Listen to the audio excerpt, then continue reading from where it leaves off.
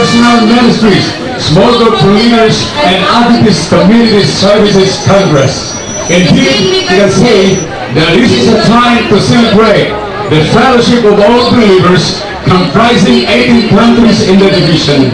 This is a time to celebrate God's marvelous power in bringing more souls to our church through our small group, Tell the World. Ladies and gentlemen, the Sarah Geronimo of Mindanao Archipelago, in the person of Joy Africa Fund, will sing the Philippine National Anthem. We're requesting everybody to please rise.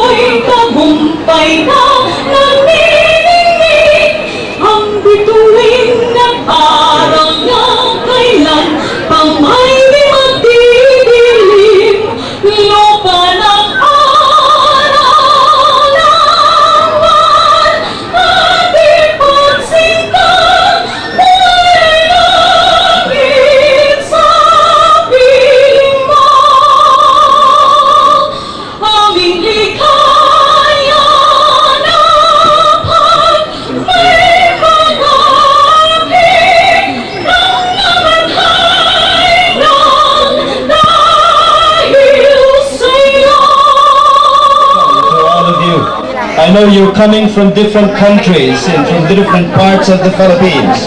Some have come by bus, by boat, by planes.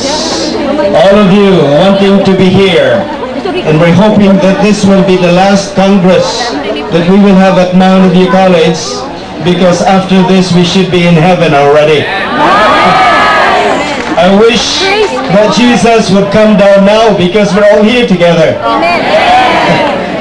But it's a joy for us, especially here at Mountain View College, to see all of you flock to Mountain View College. This does not happen every day of our lives. That's why we here at Mountain View College are happy that you are bringing civilization to us here. On behalf again of our family, we would like to welcome you. That if you can see people staying in the tent, they are people from Mindanao. Because we give preferences to the visitors to stay in the dormitories and some other places. But we from Mindanao, we ask our people in Mindanao to stay in their tents. But I would like to address this something to our delegates from Mindanao in our dialect. Mga kaigsunan kong nga taga Mindanao, ayaw na mo paglalis mga utlanan sa inyong mga tent. Kaya dako nighusayonon ninyo. Nabala kami o kinahanglanong pabagyon na panahon nato ang agrarian reform aron maghusay o gasa ang utlanan sa atong mga tent. Wa may panahon sa paghusay ninyo ni ana. So mga Bisaya, gikan sa Visayas, gipalangga tamo. Muna ayaw na mo kapilog tent, mga taga Mindanao Ragyod, kay buda ko ang problema na mo sa usayonon sa utlanan sa mga tent. As I've said, much to our desire, we can provide comfort to you. How I wish that the road from the junction up to this campus is all cemented. But it's not. Only a little portion. But we're so glad that the first gentleman of the Republic of the Philippines was the one who initiated for that small portion which was cemented. And I would like to tell you, deep in my heart, I am so disappointed. Many politicians have promised that the road will be cemented from the junction up to this campus. Until now, the promise has never been fulfilled. I don't know. Maybe we'll be waiting for Christ coming. But somehow we need a miracle to happen. So friends, ladies and gentlemen, in behalf of the administration, the South Filipino Conference, our Secretary, Pastor Wilson Catolico, our Treasurer, Brother Lidio Baleton, and all the members and staff of the South Filipino Conference and the missions and conferences, welcome to the South Philippine Union Conference, the most peaceful place in the Philippine Pacific region. Our speaker, first speaker this afternoon, ladies and gentlemen, has served the church in various capacities. He has been an evangelist, a pastor, and administrator for 35 years. Currently, he is the Associate Secretary and Personal Director of Southern Asia Pacific Division of the Seventh-day Adventist Church. Ladies and gentlemen, guests, participants, and beloved delegates, our speaker, Pastor Gary Rostan. Sir. Good afternoon. I want you to look around you. What do you see? People! People! Thousands of people.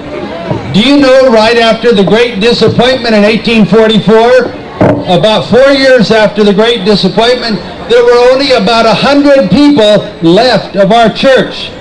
Most of them had left. Today we have 16 million. 16 million.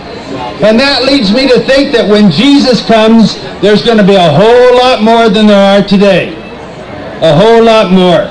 And I'm looking forward to that time. Today, I want to talk to you 3 Bible stories. 3 Bible stories talked about in the Bible. Somebody said the church has a great work to do. We've got to go out and tell the message to everybody. There's a work to be done. Elder H.M.S. Richards was asked one time when the work was going to be finished. You know what he said? When is the work going to be finished? And Elder Richards said, when all the preachers are put in jail. When all the preachers are put in jail. Why? Because he says, when the preachers are put in jail, all the laymen will have to do the work. They're the people of the church. That's the vision, he said, of the church. And Jesus will come when we all get together and work together to finish the work. Amen. I'd like to go one step further today and say not only it's our doctrines that are going to finish the church, but it's our influence of our lay people. Your influence and my influence on everybody is going to win them to Jesus Christ. I want to tell a story today, 3 short stories I'm going to tell about a man who started out in the early church. He was the first one to ever win a convert to Jesus Christ. The very first person to win somebody to Jesus. And as far as I know, he never preached a sermon. He never performed a miracle. He was a man with almost no talent. His name was Andrew, Simon Peter's brother. And the reason we know that is because people will say, you probably never heard of Andrew, but he had a famous brother, Simon Peter. That way you can tell who Andrew is. So we find him called in the Bible, Andrew, Simon Peter's brother. This leads us to a particular question. Why did God choose Andrew to be in the church because he was an ordinary person. He had almost no talent wherever. Why did God choose somebody that had no talent?